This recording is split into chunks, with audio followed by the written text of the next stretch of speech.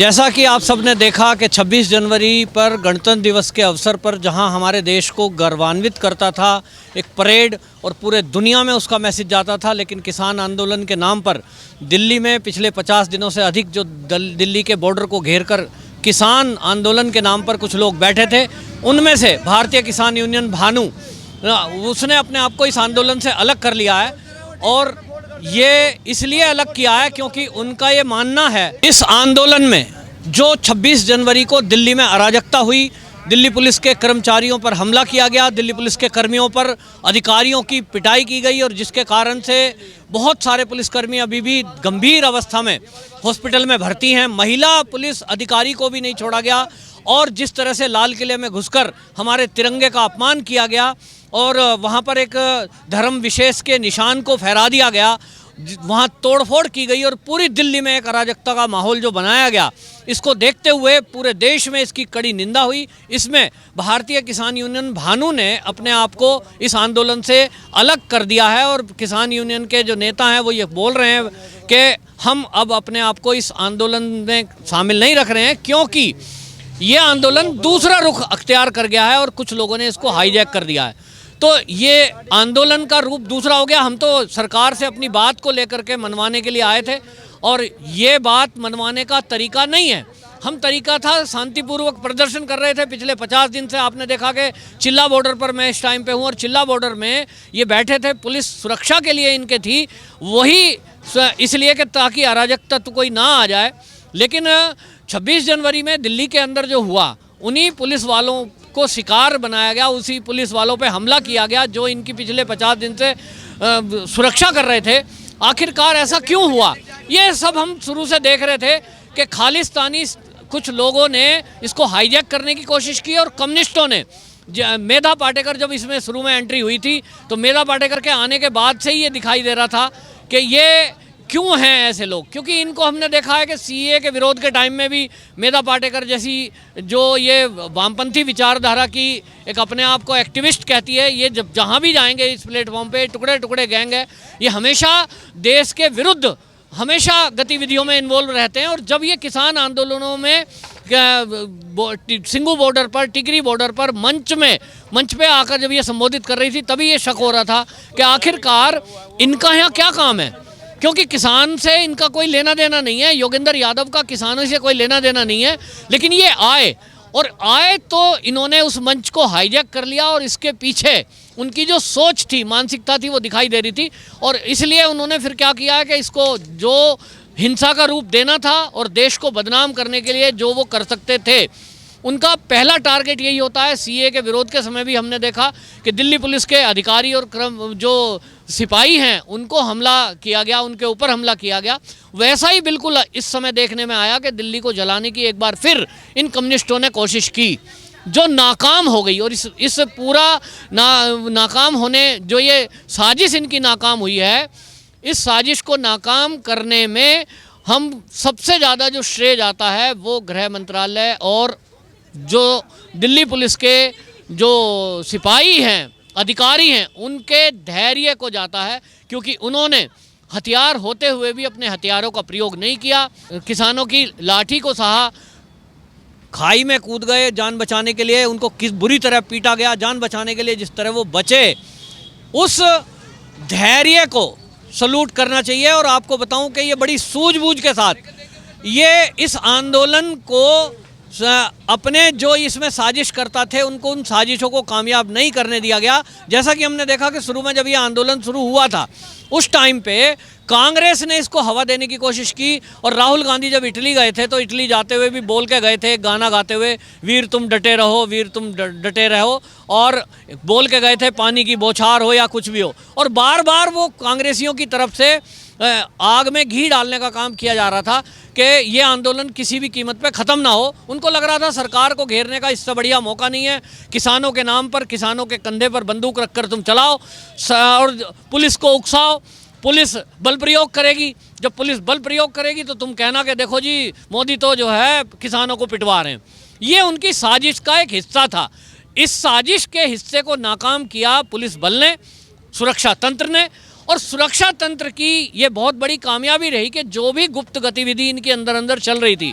उसको उन्होंने नोट किया और नोट करके उसका कैसे मुकाबला करना है, ये पूरी योजनाबद्ध तरीके से योजना बनाई गई। और योजना यही बनी कि ये हिंसा करेंगे, ये बवाल करने की कोशिश करेंगे, लेकिन हमको उसको कंट्रोल करना है और शांतिपूर्वक तरह से कंट्रोल करना है। तो उसका नतीजा आप देख रहे हैं कि जो भी इस आंदोलन में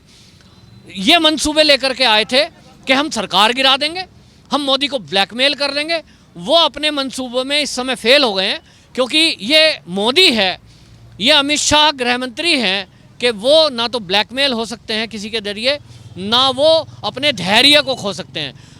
कुछ कांग्रेसी कह रहे हैं कि मोदी जी क्यों नहीं बोले, मोदी जी इस मुद्दे पर क्यों नहीं बोल रहे। भाई वो बोलने का काम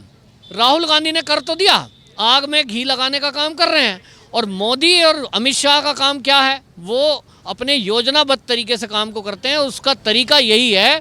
कि सुरक्षा बलों को धैर्य रखने को कहा गया। पूरे देश में एक बात चल रही थी, आंदोलन चल रहा था, क्यों नहीं सड़क खाली कराई जाती, पुलिस बल क्या कर रहा है, सरकार क्या कर रही है। लेकिन उन्होंने किसी निंदा का, किसी इस तरह के कमेंट्स का कोई जवाब नहीं दिया। और अपना काम पुलिस करेगी, सुरक्षा तंत्र अपना काम करेंगे। हालांकि बीच बीच में से जो खबरें आ रही थी वो खबरें इसी तरह की थी कि इस आंदोलन में पीएफआई का भी कुछ एंगल दिख रहा है, खालिस्तानियों का भी एंगल दिख रहा है। लेकिन जब भी कभी मीडिया ने भी इस बात को कहा या जांच सुरक्षा एजेंसियों ने इस बात को कहा तो उसको मजाक बना दिया गया और ये कह दिया देखो जी ये तो जो है किसानों को खालिस्तानी बता रहे हैं और ये कैसी सरकार है, ये तो जो है बदनाम कर रहे हैं किसानों को। लेकिन 26 जनवरी पे जो हुआ वो पूरे देश ने देखा कि किस तरह से वास्तविक आंदोलन के नाम पर साजिश की जा रही थी। और वो साजिश थी खालिस्तानियों द्वारा, वामपंथियों द्वारा और कांग्रेसियों द्वारा। ये पूरी साजिश रची गई थी जिसमें वो किसानों के नाम पर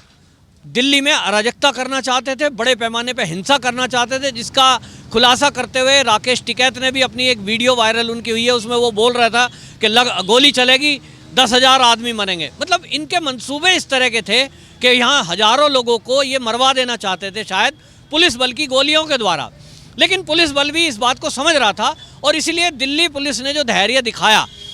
जो अमित शाह गृह मंत्री हैं, ये उनकी योजना का तरीका आपने देखा होगा, लगातार बैठक पे बैठक चल रही थी और उन बैठकों में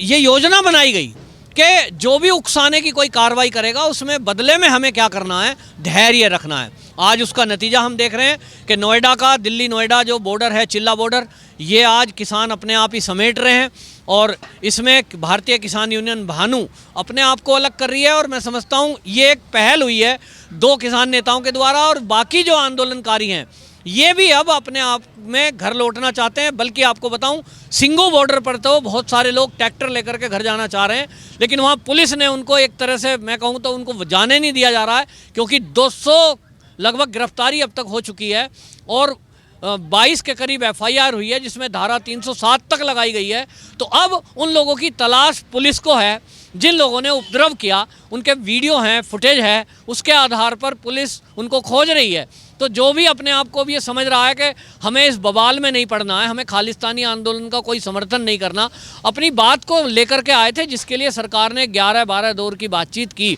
और सरकार ने मौका भी दिया कि भाई आप आओ, हम बैठ के बात करते हैं, कोई मुद्दा सुलझने का उसे सुलझाते हैं, कोई अमेंडमेंट बिल में करना पड़ेगा उसे हम करेंगे। और ये हमने सबने देखा कि केंद्र सरकार की नीयत कभी भी अड़ियल रुक के नहीं थी, वो बात को समझाने और समझने के मूड में थी। लेकिन एक दल इसमें ऐसा मिला हुआ था जो बाकी नेताओं को भी बात नहीं करने दे रहा था, और जहां कहीं बात बनती दिखाई दे रही थी उसके बावजूद भी वो बीच में अड़ जाते थे और अड़े हुए दूसरे नेताओं को भी उन्होंने समझौते नहीं करने दिए, क्योंकि उनके दिमाग में तो पक्का तय था। जैसा कि जो कुछ नेताओं के बयान आए हैं, जिस तरह की वीडियो वायरल हुई है कि वो कह रहे थे 26 जनवरी में तो फाइनल मैच है, राकेश टिकैत लाठी और डंडे लाने की बात कर रहे हैं। इसका मतलब उन लोगों ने तो दिमाग में प्लान करके रखा था कि हमें हर हालत में 26 जनवरी को दिल्ली में बवाल करना है, हमें हिंसा फैलानी है, हमें पुलिस को उकसाना है ताकि पुलिस गोली चलाने पे मजबूर हो जाए। अब आप सोचिए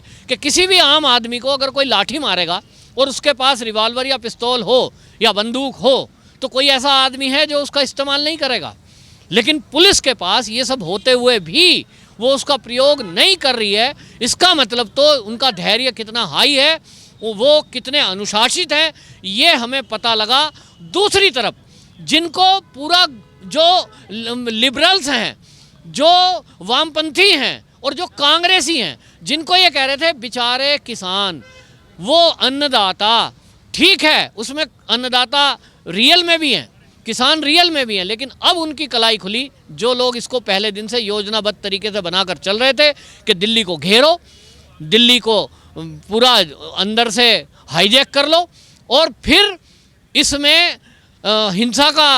आंदोलन करके, हिंसात्मक आंदोलन करके सरकार को गिराने की कोशिश। तो लोग कह रहे थे जब आए थे पंजाब से बॉर्डर पे आए थे और सिंघू बॉर्डर पर पहले दिन बैठे थे, तो कुछ लोगों के मुंह से निकला था और वो वीडियो वायरल हुई थी कि हम तो सरकार गिरा के ही दम लेंगे, हम तो मोदी सरकार को गिराने आए हैं। तो भाई मोदी सरकार गिराना इतना आसान काम नहीं है कि आप किसी भी सरकार के खिलाफ कोई षड्यंत्र करोगे और सरकार चुपचाप हाथ पे हाथ धरे बैठी देखती रहेगी। अब वो दिन नहीं है, ना वो प्रधानमंत्री है कि इस देश का, ना वो गृह मंत्री ऐसा है कि वो कुछ भी सोचेगा नहीं। हर तरह से सरकार हर षड्यंत्र को विफल करने में सक्षम है, जो उसने करके दिखा दिया है। वो एक कहावत बोलते हैं कि सांप भी मर जाए और लाठी भी ना टूटे। हमने अभी तक कहावत सुनी थी, अब वो चरितार्थ होकर दिखाया है कि बहुत बड़ी कैजुअल्टी करने का मूड लेकर के जो खालिस्तानी लोग आए थे, जो राकेश टिकैत जैसे लोग बोल रहे थे कि 10,000 आदमी मरेगा, यहाँ तो गोली चलेगी, मतलब इतना बड़ा मंसूबा लेकर के आए थे। इन लोगों को बोलने में जरा झिझक नहीं होती कि 10,000 व्यक्ति कितने होते हैं, बोलने में झिझक नहीं है, लेकिन ये लोग क्या योजना दिमाग में लेके आए थे। अब इनके खिलाफ जब पुलिस कार्रवाई होगी और इनको सख्त धाराओं में डिटेन किया जाएगा और इनके खिलाफ तो राष्ट्रद्रोह में केस चलेगा, तो इनको पता चलेगा कि आप लोगों को गुड्डा गुड़िया समझते हो क्या, कि आप किसानों को भरलाए बहका लाए। आप ऑन द रिकॉर्ड आप किसानों से कह रहे हो आपकी ज़मीन चली जाएगी, अब तो ज़मीन बचाने का एक ही रास्ता है कि डंडा लेके आ जाओ। तो इसका मतलब आप लोगों को भड़का कर और झूठ बोल कर लाए हो। यही कांग्रेस का काम था। तो कांग्रेस, कम्युनिस्ट और खालिस्तानी ये सब बेनकाब हो गए। और अब जिनको ये समझ में आ गया है कि इसके पीछे कांग्रेस की चाल थी, जैसा सीएए को विरोध को लेकर एक बार दिल्ली जलवाई थी, इसी तरह ये कांग्रेसी आग लगाकर भाग जाते हैं। यही काम इस बार भी राहुल गांधी ने किया। सोनिया गांधी और प्रियंका गांधी भी इसी तरह के लगातार बयान दे रही थी, क्योंकि उनकी प्लानिंग ही ये थी कि दिल्ली को जलाया जाए दोबारा से। लेकिन अब जैसा हुआ है कि अब पब्लिक उनको ढूंढ रही है। राहुल गांधी केरल भाग गए, अब लोग ढूंढ रहे हैं कहाँ है, मीडिया ढूंढ रहा है वो कहाँ है जो बोल रहे थे, और अब बोलने को कोई तैयार नहीं है। अब ये जो हुआ है, ये जो खुलासा हुआ है, ये जो आंदोलन के नाम पर अराजकता फैलाने वालों का चेहरा बेनकाब हुआ है, इसके बाद अगला कोई आंदोलन दिल्ली में कम से कम करने के बाद 100 बार सोचेगा करने से पहले कोई, क्योंकि इसी तरह हर बार हर आंदोलन को, हर षड्यंत्र को विफल कर दिया जाएगा।